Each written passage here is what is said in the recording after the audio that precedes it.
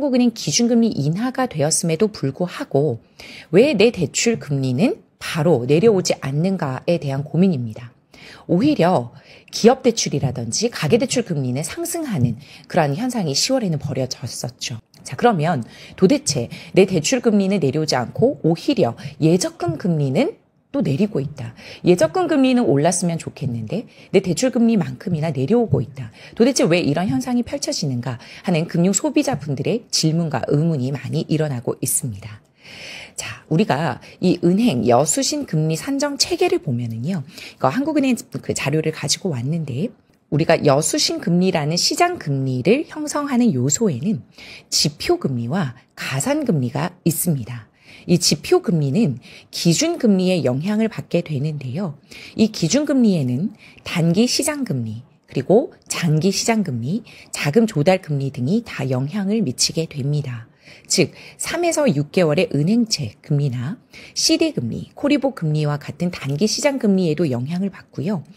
보통 우리 은행이 고정금리를 형성하고 있는 은행채 5년물의 장기 시장 금리에도 영향을 받게 됩니다. 변동금리에 영향을 주는 코픽스의 자금 조달 금리는 우리가 이전에 예적금 금리의 수신금리를 평균 산출하여 내는 이 코픽스 금리가 변동금리에 영향을 주게 되는데, 이러한 단기 시장 금리, 장기 시장 금리, 자금 조달 금리에 따라서 이러한 기준 금리가 어떻게 되느냐에 따라 이 지표 금리를 형성하게 되는 거죠.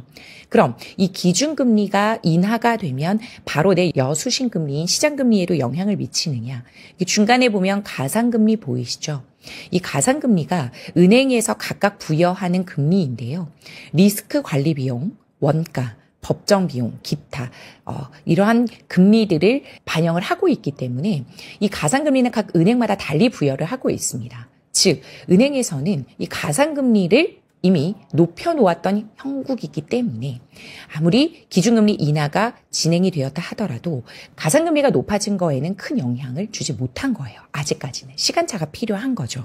여기에 덧붙여서 각 은행별로 영업전장 조절금리, 가감 조정금리를 통해서 이 금리를 낮출 수가 있습니다.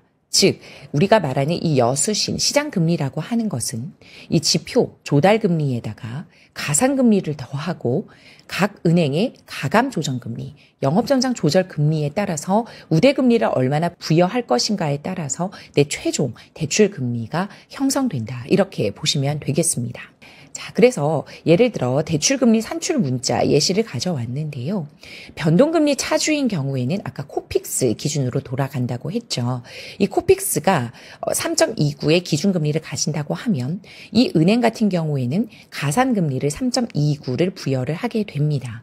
그러면 영업점장 감면금리가 이러한 우대금리를 통해서 낮춰지게 되는데, 예를 들면 급여이체 실적이라든지 신용카드 결제 실적이라든지 자동이체, 적금 월 납입액, 그리고 주택 청약 종합저축 월 납입액, 그리고 보험, 이러한 것 등, 이러한 상품 등에 가입을 하게 되면 우대금리를 부여를 하게 됩니다. 그럼 이 기준금리와 가산금리가 부여된 금액에서 우대금리를 통한 감면금리를 통해서 내 최종 결정금리인 대출금리가 산정이 되는 거죠. 그래서 이 지표금리 3.29에서 가산금리 3.29 그리고 영업전장 정결금리인 우대금리를 차감한 이 4%대가 내 최종 금리가 되겠습니다.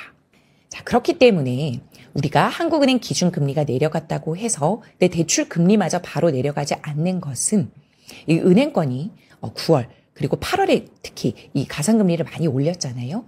그러한 영향이 훨씬 더 크기 때문에 가계부채 규제 정책에 대한 그런 영향이 더 크기 때문에 아직까지는 내 대출 금리에 영향을 미치지 않은 겁니다.